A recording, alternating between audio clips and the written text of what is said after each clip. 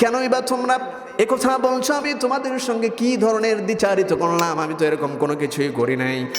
বন্ধুরা আব্দুল্লাহ ইবনে মুবারক রহমাতুল্লাহি আলাইহি ডাক দিয়ে বললেন, আমরা হজে গেলাম, তুমি বলেছো হজে যাবে না, অথচ আমরা যখন আরাফার ময়দানে অবস্থান করলাম সেখানেও তোমাকে দেখতে পেয়েছি, মিনার মধ্যেও তোমাকে দেখতে পেয়েছি, মুজদালিফার প্রান্তনেও তোমাকে দেখতে পেয়েছি, আমার বন্ধুগণ, আমার ভাইরা, তায়েফের ময়দানেও তোমাকে দেখতে পেয়েছি, বদরের প্রান্তরে, উহুদের প্রান্তরে, মক্কা মদিনার এমন কোনো জায়গা নেই যেখানে আমাদের আরকানগুলো ছিল, যেখানে আমাদের হজের বিধানগুলো ছিল, সেখানে আমরা যখন গিয়েছি আপনাকে দেখতে পেয়েছি।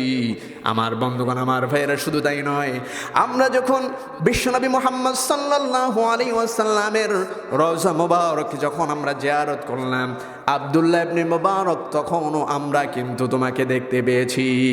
আমার বন্ধুগণ, আমার ভাইয়েরা, বন্ধুরা বলল, ওই আব্দুল্লাহ ইবনে মুবারক শুধুমাত্র মদিনায় নয়, যখন আমরা মক্কাকে মাঝখানে রেখে আমরা যখন তওয়াফ করছিলাম, আমাদের সামনে তুমি তওয়াফ করছিলে, আমাদেরকে তুমি বলেছো হজে যাবে না, অথচ তুমি কিন্তু হজে গিয়েছো। আমার বন্ধুগণ, আমার ভাইয়েরা, বন্ধুরা চলে গেল। আমার বন্ধুগণ,